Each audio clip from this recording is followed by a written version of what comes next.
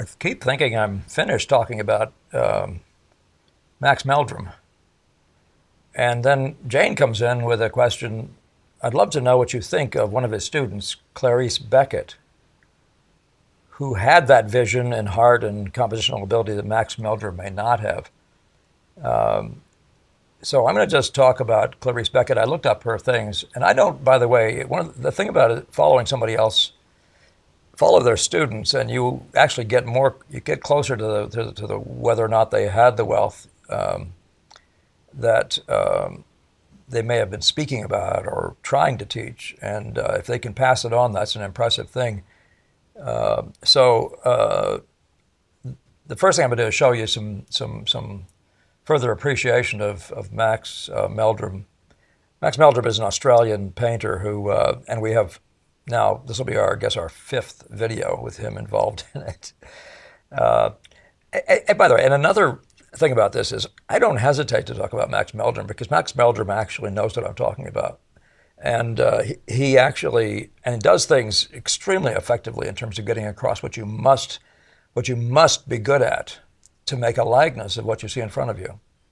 And he gets it across really well to his students. And so even though I'm not maybe as convinced that Clarice is better than Meldrum, at the time I was talking about him, I hadn't seen enough pictures to be sure what I thought of Meldrum, and now I'm getting a better idea, having persistently, you guys pushing me through, having to look at more and more pictures. So I'm going to show you first some of the Max Meldrum images, and then I'll go back to the talk about Clarice Beckett and her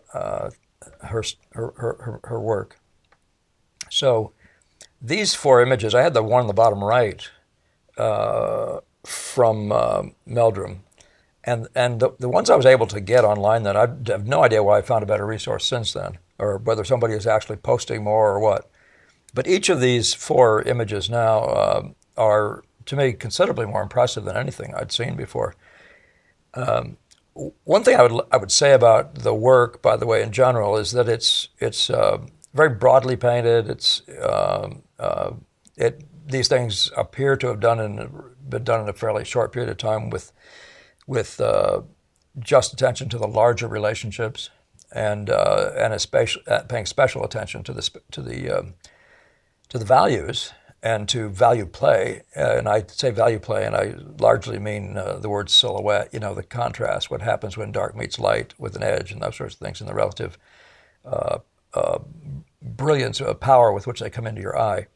So, but these are wonderful examples of a disciplined eye. I mean, there isn't anything about these things that I could tell you I could possibly correct from the point of view of the visual. And that's what comes across in Clarice's work as well. Yeah. And by the way, right up front, I'll say, in the stuff I was able to find so far, Meldrum looks significantly stronger than Clarice, but Clarice was quite young, and my impression from what I saw online was that she died before she was 50 years old. So, give her a break for sure. But on the other hand, you don't need to give her a break. Look how strong those top two pictures are. I could have shown you some Boston School women, floral painters, who don't look any better than this. This is pretty impressive stuff. And by the way, I find all kinds of ranges of quality in these things because depending on who's putting them online. So some of these, and typically I'm finding that everything that's online is hyper. It's just nothing is quite true. I mean, there's light shining out of every corner of every picture that you ever find online, even by guys who don't even put light in, don't have a clue what it is. So there's something really sort of mad about the world of the internet and the sort of the projection thing that goes on as these images are projected into our eye from with some sort of a lighting. But so we can laugh about that. But the top two are hers, and really, really, really solid. That's just flat, solid stuff, right? Now you wouldn't. This isn't slightly the class I, by the way, suggest you think of Bob Hunter in. Now Bob Hunter was far more dedicated to what I would call Robert Douglas Hunter, to a sort of more classical compositional lines like pyramids and things like that. And the discussions I see from Meldrum, I don't even follow what his idea is about composition. It isn't clear. It almost looks like it goes back to being nothing except balance on the page. And And so those are interesting questions, but his discussions aren't there in the books I've seen so far, about what that is. Nevertheless, the bottom two are Meldrums, and so here's a floral that I've shown you before, and here's an interior. And again, I can't even begin to tell you there's anything I would tell you is wrong with this picture from the point of view of visual order. That's a powerfully expressed statement of visual data, the well-coordinated visual data. And he isn't drawing chairs, he isn't drawing anatomy, he isn't drawing furniture making, he isn't drawing upholstery. He's drawing values and what they do in relation to each other. And so if you get that game, I mean, I'm here to repeat it again as a sort of a visual follow-up for that thing that I did last week, which was 2 weeks ago. It was just all words, right? So here's Clarice's landscape work. And you immediately see Whistler and others, right? It's like tonalism 101. And of course, Meldrum is famous for being sort of the father of tonalism, and at least in Australia. And but these are really delightful examples of what happens when you just play with visual stuff, and you don't have any other kind of story. But it's just exactly like what you see with well, let's just look at them. On the left are 2 Whistlers, and on the right are 2 Twachtmans. So here we are. Look at the 4, and you don't see much difference, right? These are delightfully true in every way that they show, their stuff. And I mean, they're done apparently fairly fast with plausible, like fuzzy junk for edges and stuff. But there's no sense that they're drawing trees. What they're drawing is a relationship of edges to other edges and contrast to other contrasts, and movements of value, and the stuff of there's another movement of value, but the stuff of the world visual. Relative contrast of this versus the contrast of this. That's that world. And these guys, and she's really, really a disciplined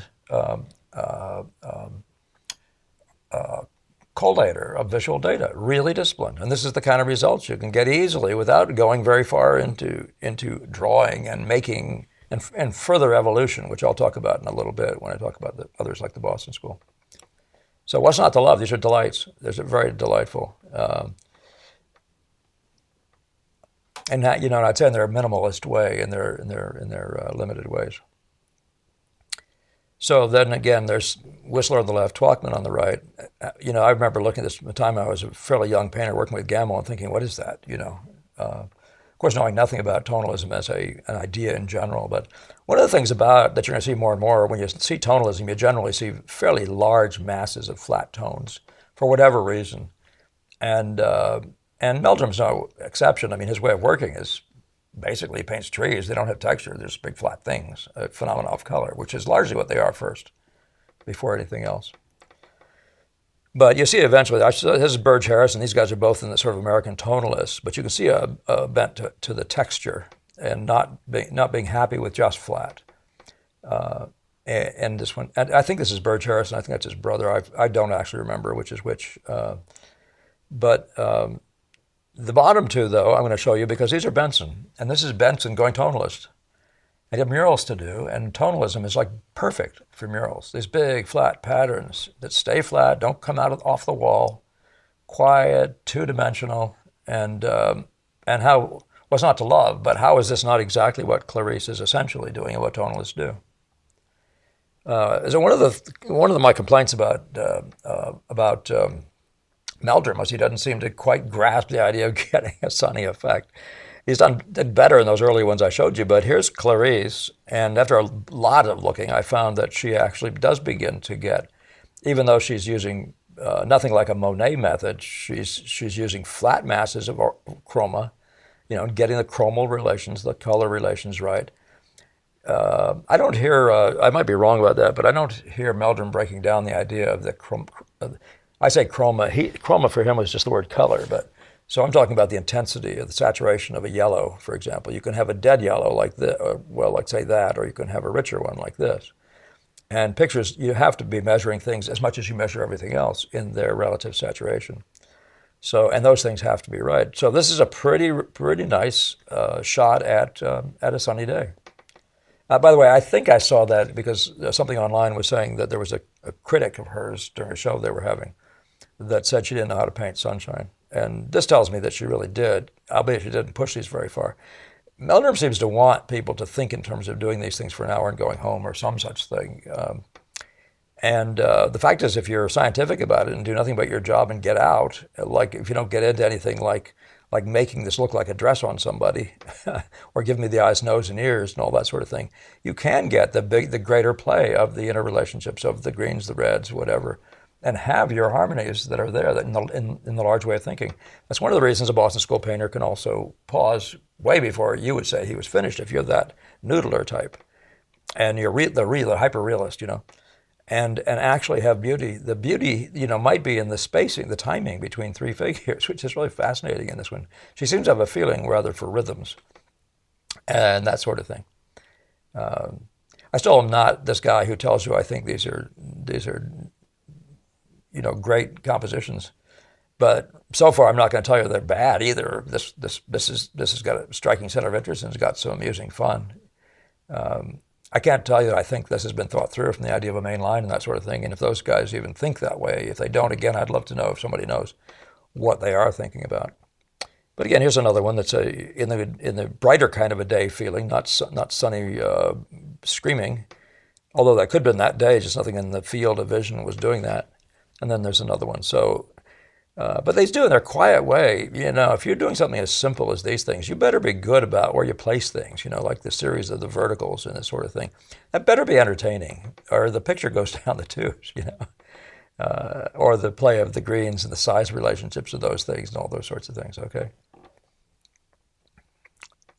All right. Now, I'm only mentioning Monet because Meldrum seems to be rather impatient with Monet in particular, and with the idea of, it basically says people who work with color are morons. I for lack of a better word, in my part, I'm probably misquoting him, but it's a very curious thing that what he does, but it's an interesting thing also that what he does was already being done by Sargent, virtually everybody by the time Meldrum comes around and turns it into turns the teaching part into a scientific thing that could replace the way teaching had been done in the schools that caused encumbrances to people actually seeing. But he really doesn't invent anything. He really does just do the science to it, as it were, and make it into a more methodical way of approaching the education of an artist. But it wasn't him that these guys turned to. It was Monet when they saw him doing this thing with color and light. And one of the things I want to tell you that I appreciate enormously in nature is this deep pursuit. When you're really, really turning the soil over and over and looking for the nuances of how colors interplay, move in relation to each other. And this is one of those things that you can't get without some sort of a next level of handling. And I say next level, you can paint everything flat and then make everything flat movements within the flat movements. But this thing that he does is, and again, it reminds me of the Boston School, is this. It shows an appreciation of what you can get when you go deeper, when you study color play deeper than just simply the 5 big notes and look, they're not wrong, And that's actually a pretty rough way of saying it. I shouldn't quite say it that way, but there's something like that that's perfunctory in the way he speaks of all these things, or the way that some people talking about him say them. But nevertheless, this sense of light and the whole light, and the day and all that sort of thing, is different, and it's richer. I mean to say it's richer as in meatier, right? Not more right, not less right. The one thing Monet talks about is, as I recall, is he talks more about not having got his edges incorporated earlier. And as he was getting older, so I believe that was the most significant factor. And it sounds like a sense that he should have incorporated some of the same sorts of things that Meldrum, who was born in, I want to say, 79 maybe, 1879, would have been, that would have been, Monet would have been 60 years old probably by that time. By the time he was doing anything, Meldrum was doing anything, maybe even older. I don't remember the dates. What was I saying to say that? But he would have already been seeing the need for some of those things that Meldrum is talking about through the work of other people using his things, such as people like Sargent. And again, I'm simply showing you the sun and the way a person like Sargent handles the sun. But Sargent's going further. He's giving you things like texture, which you don't get. Texture is a funny thing, but if Meldrum hesitates to paint a busy area because his method says, but you have to match each value all over the place, and so there'd be at 10,000 values in there, does that cause him to hesitate to do texture? Maybe. But we found ways to think texture is a statement, as in other words, a broken color idea. So when you're doing the haystacks over there, flat won't get it. That's to the extent that texture is involved, dark light, warmer, cooler, whatever, all these things happening simultaneously in an area. They're better accomplished with broken color. And the very idea of this whole picture, you stand there and look at it and it would look flat, that in itself could conceivably be a false statement. So, and there are a great many views like this, possibly even Monet's, that would have looked flatter, right? So I'm not going to say anything necessarily is absolutely the case. This water here, though, wouldn't look flat. It would look broken. It would look textured. Okay, that's just the way it is. There are times when he does things like skies and stuff where he's making a texture that doesn't even make sense to me, except for the purpose of getting moving colors rather. But to speak about the guys like Monet as if they were infants, it's quite a remarkable thing. Again, so I'm simply showing you somebody who's doing everything that Meldrum is doing, with some abandon. But he's very good at it. He's good at recognizing a value to a value and a relationship of every kind of relationship to every other one. All he's doing is exactly what the guys like Meldrum do. And I'm just showing you 3 Sirois over here so you can get an idea of actually the kind of brilliant color play that good painters might also do. I don't know that. Well, this one here is a huge picture over at the what is it? The Hispanic Society in New York. Really, it's a pretty decent sized picture. I want to tell you this is at least 8 feet high, 6 feet high. So maybe a 6 by 8 painting. And but it has a really remarkable sunny effect, screaming brilliance of sunshine off arms and things like that. So anyway, I'm just showing you other people who know how to do sunny stuff. And then the Boston School guys. Here's an overview. I had a different one by Beckett who is showing a view like this, but not getting the same feeling that there's actually daylight in the area.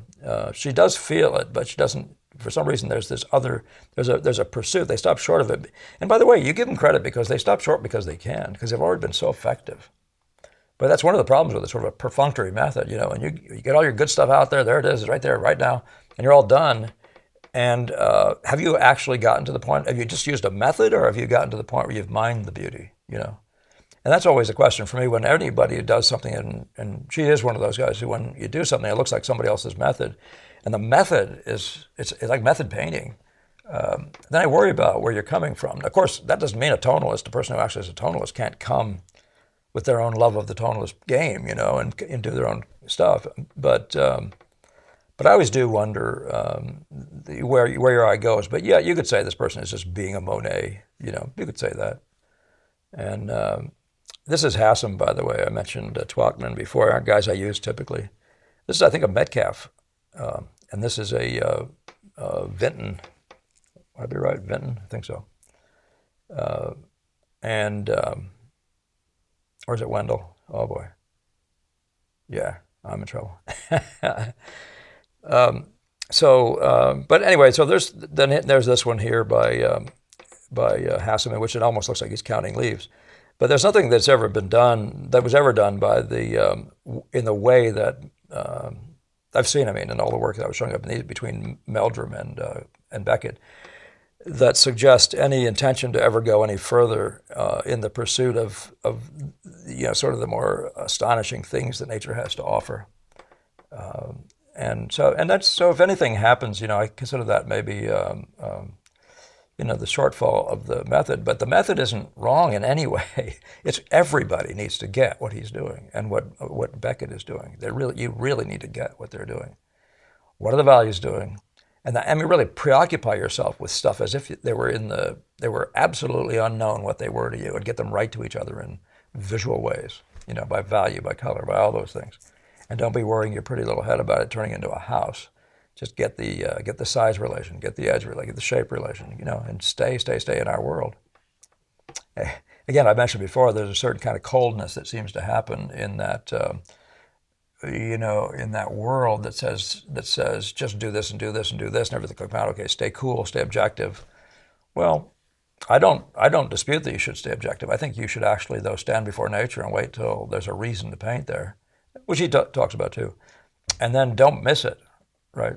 But if your reason to be there is something you learned in school, and we all paint this way, and so every time you go out somewhere, say if you're a sergeant, every time you go out somewhere, you see a sergeant, and you paint a sergeant. What is that, So I'm trying to get people to find a way of working that will actually allow them to find that particular magic, that particular day, and a way to access it that may not employ your way of working from yesterday. And that's just me being conversational. The word on the bottom there, these guys. These are Benson, Tarbo at the bottom, and but there's nothing about what he's doing that isn't the same set of disciplines as the Beckett / Meldrum world.